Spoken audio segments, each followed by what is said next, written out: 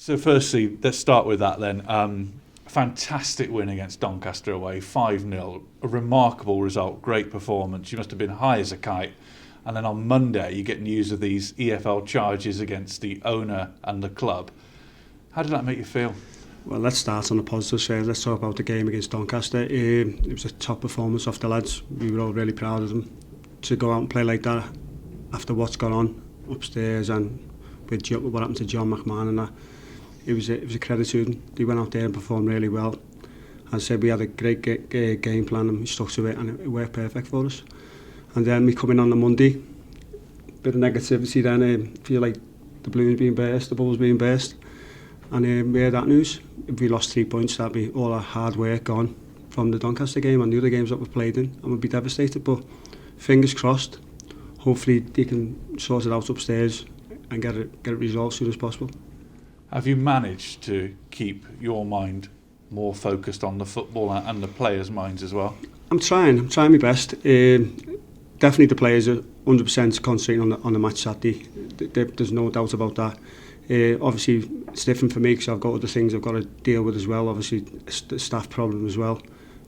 Obviously we haven't got many staff at the minute. I've got to do the warm up myself, but I'm not complaining about that. I'll do that, it's not a problem, but it's hard to focus on one thing without having anyone to bounce off really. So hopefully, as I say, it gets sorted out very soon. Yeah, we said last week it had been a quiet week. It's not been the case this week, has it? I think it was a curse you gave me, wasn't it? Quiet week. No, every week here at the minute there's something different happening, but I'm sure there'll be something over Christmas that's going to happen as well. But I'm not saying it is going to happen before anyone said anything, but I'm sure it will.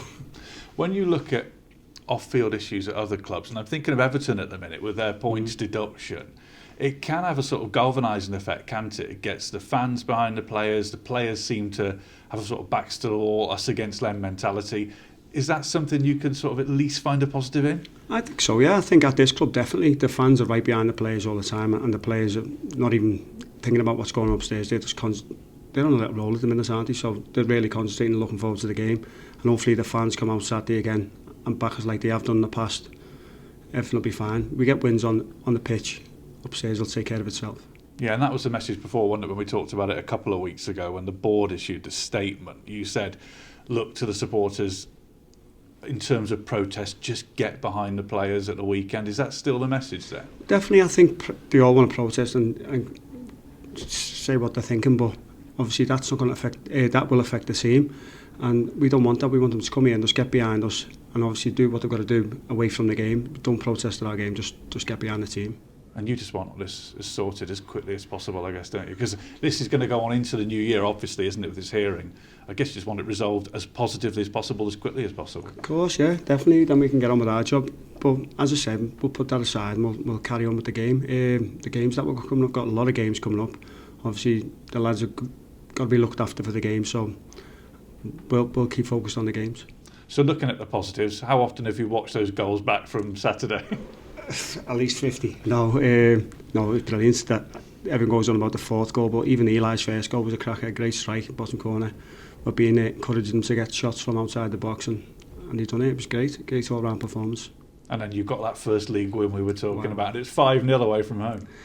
Yeah, who expected that? No, when we went 1-0 up, we stayed in the game, we tight against our men, started passing the ball really well. You can see the confidence is growing the lads as soon as we scored that first goal.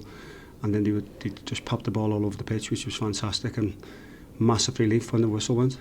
So weirdly now, is it a case of trying not to be overconfident against MK Dons on Saturday? Definitely, we won't go into the game like we're on a roll. We'll go into the game prepared properly, and we'll play the game the way we want to play it. And obviously they're a good team. It's going to be really good if the weather's good. Looking at the weather now, to be honest, really windy, but they're a really good footballing team, so it should be a great game to watch. But confidence is a positive on the whole, isn't it? And what you've got on Saturday is huge. Well, in life, confidence is massive, isn't it? No matter what job you do, but especially in football, you're full of confidence. You do things better and quicker without even thinking about it. So hopefully the lads will be feeling the confidence, but only to a certain level where we know we've got a tough game and we'll have to be right at it. It's the start of that busy Christmas period. Do you enjoy it?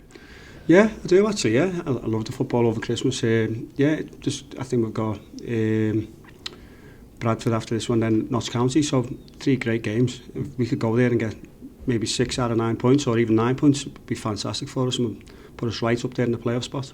And I know, looking at some comments from, I think, Notts County fans, your result on Saturday have made them sort of take notice of you, hasn't it, the top clubs? I think everyone, after seeing that in the league, has seen that result on Saturday and took a second glance at it and thought, aye, these are getting these are a better team now, they're up for it, so they'll all be aware of us at the minute.